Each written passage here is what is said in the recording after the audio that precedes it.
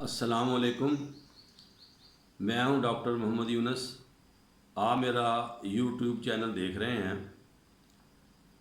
आपसे नए आने वाले जो मवेशी पाल हजरात हैं उनसे गुजारिश है कि वो मेरे इस चैनल को सब्सक्राइब कर लें और घंटी का बटन दबा दें, ताकि आने वाली जितनी भी कोई वीडियोस हैं मुख्तलिफ़ मौज़ूआत पे बनाई जाएंगी।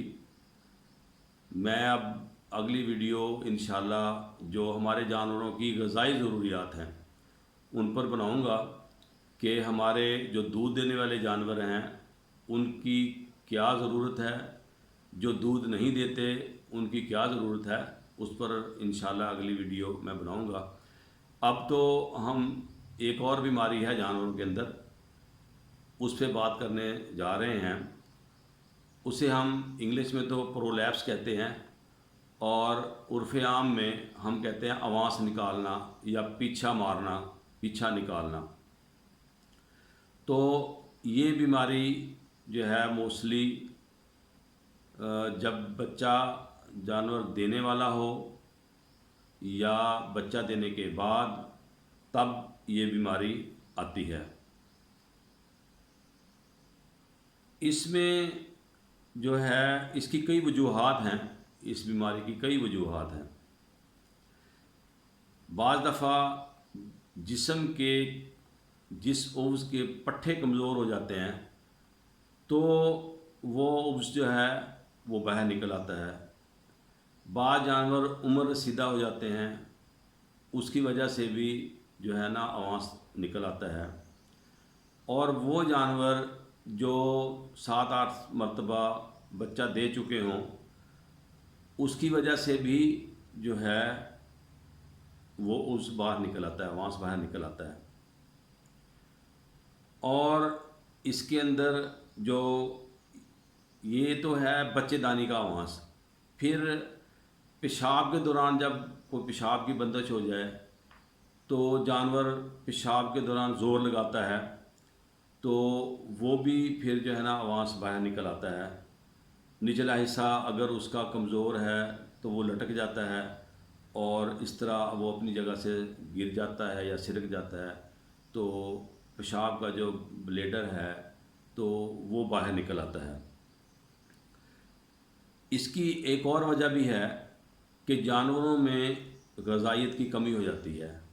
यानी जब हम जानवर को गैर मतवाज़न ग़िज़ा देते हैं तो उसकी वजह से भी जानवर जो है कमज़ोर हो जाता है और आवाज़ निकालना शुरू कर देता है। अब आवाज़ निकालने की कई किस्में हैं। उसमें सबसे पहले बच्चादानी का बाहर निकलना, वो उसका आवाज़ निकलना। बच्चेदानी के पट्ठे जब कमज़ोर हो जाते हैं तो बच्चादानी अपनी जगह से हट जाती है। ये उन जानवरों में ज़्यादा होता है जिन्होंने 6-7 दफ़ा बच्चे जो जानवर दे चुके हों, और ये ज़्यादातर या तो बच्चा देने के दौरान ये आवाज़ निकलता है या जानवर जब हमल के दिनों में होता है तो उस वक्त भी आवाज़ निकल आता है। दुरुस्सा आवाज़ जो निकलता है जानवरों से हम कहते हैं मकद का आवाज़, यानी जो गोबर वाली जगह है वो बाहर निकल आती है या जानवर की जो बड़ी आंत है वो बाहर निकल आती है। ये बाज़ दफ़ा जानवर को शदीद मोक लगी हुई हो, बहुत मोक लग जाए तो उससे कमज़ोरी हो जाती है, तो तब भी जो है ना मकद का आवाज़ जो है ना वो निकल आता है। या फिर जानवर को बहुत शदीद कब्ज़ रही हो, कब्ज़ हो, तो कब्ज़ के दौरान में फिर जानवर ज़ोर लगाता है तो ज़ोर लगाने से भी मकद बाहर आ जाती है या बड़ी आंत बाहर आ जाती है। तीसरे नंबर पर मसाने का आवाज़ है। तो उसमें भी जब मसाने में कोई इन्फेक्शन हो जाए या मसाने वाली जगह पर कोई चोट लग जाए तो फिर उससे भी मसाना या तो मकद के रास्ते से या फिर जहाँ पेशाब वाली जो जगह है उसके रास्ते से बाहर आ जाता है, क्योंकि मसाने के वो जो ब्लेडर है उसके पट्ठे कमज़ोर हो जाते हैं तो इस वजह से फिर ये जो है आवाज़ बाहर आ जाता है। اس میں احتیاطی تدابیر کے طور پر ہم کیا کر سکتے ہیں کہ جانوروں کو ہم متوازن غذا دیں، جانوروں کے اندر غذائیت کی کمی نہ ہو، تو جب جانور صحت مند ہوگا تو پھر جانور اماس نہیں نکالے گا، لہذا جانوروں کی خوراک پر توجہ دینی چاہیے، اور اگر موک لگ جائے تو بر وقت موک کا علاج کرنا چاہیے، تاکہ موک لگنے سے جانور میں ڈی ہائیڈریشن نہ ہو، اس کو پٹھے اس کے کمزور نہ ہوں اور جانور جو ہے آواز نہ نکالے۔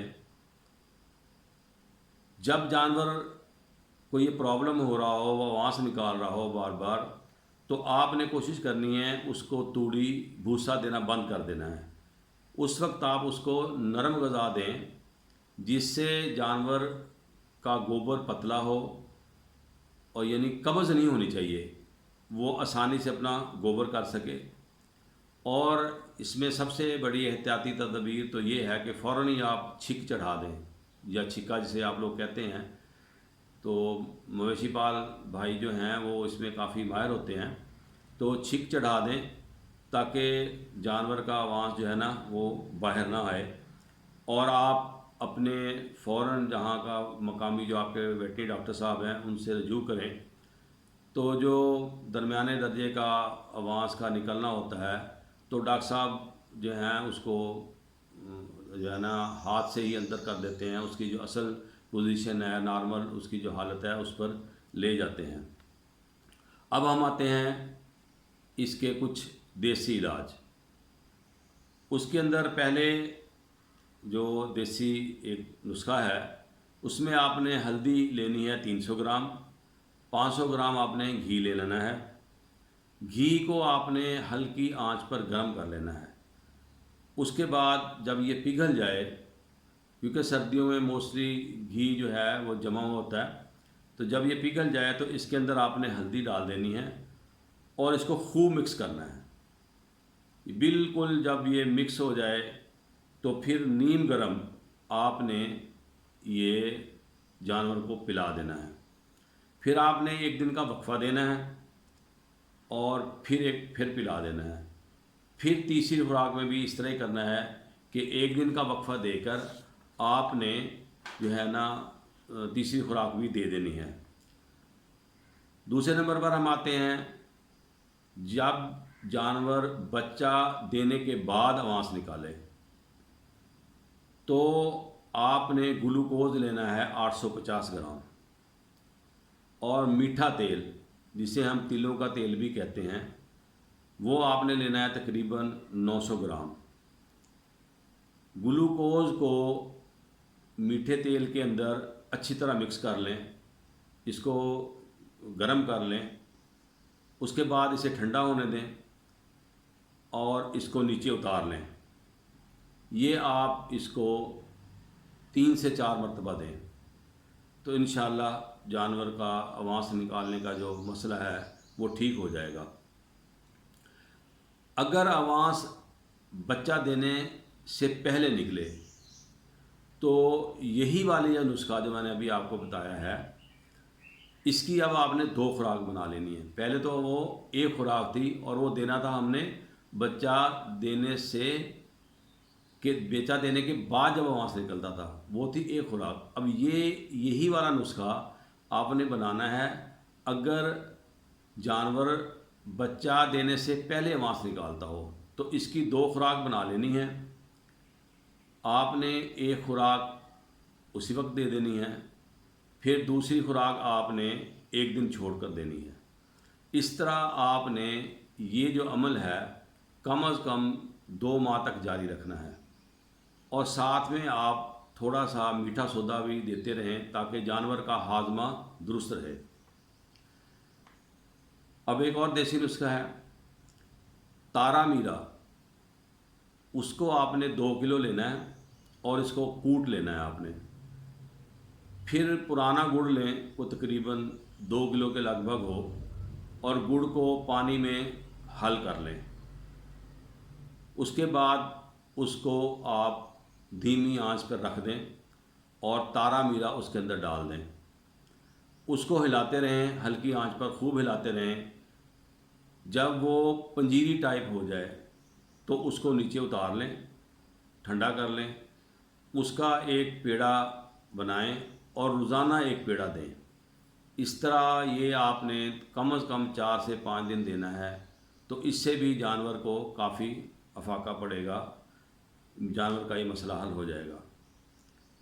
اسی طرح آپ نے 300 گرام بیسن لینا ہے، لیکن بیسن اصل ہونا چاہیے، مکس بیسن نہیں ہونا چاہیے۔ اس کو آپ نے پانی میں مکس کر لینا ہے، پتلا سا محلول بنا لینا ہے۔ تو اس کو آپ نے صبح شام پلانا ہے۔ یہ تقریباً آپ 1 ہفتہ تک صبح شام پلائیں، یعنی 300 گرام جو بیسن ہے اس کو آپ نے، یہ ایک خوراک بنتی ہے، 300 گرام بیسن کو پانی میں حل کر کے چھوٹا سا محلول بنا کے، یہ پتلا سا محلول بنا کے اس کو آپ نے صبح شام دینا ہے اور 1 ہفتہ دیں۔ انشاءاللہ اس سے بھی جانور کو فرق پڑتا ہے، اونس نکالنا بند کر دیتا ہے۔ اب ہم غذائیت کی طرف آتے ہیں۔ اگر اونس غیر متوازن غذا دینے کی وجہ سے اگر نکال رہا ہے تو پھر آپ اس میں کے اندر بھی بیسن لیں آپ 300 گرام، گھی لیں 200 گرام، ان دونوں کو آپ پانی کے اندر اچھی طرح مکس کر لیں اور یہ آپ کی ایک خوراک بنے گی۔ اس کو آپ صبح بھی دیں اور شام کو بھی دیں، اور تقریباً 5 دن آپ یہ نسخہ استعمال کریں۔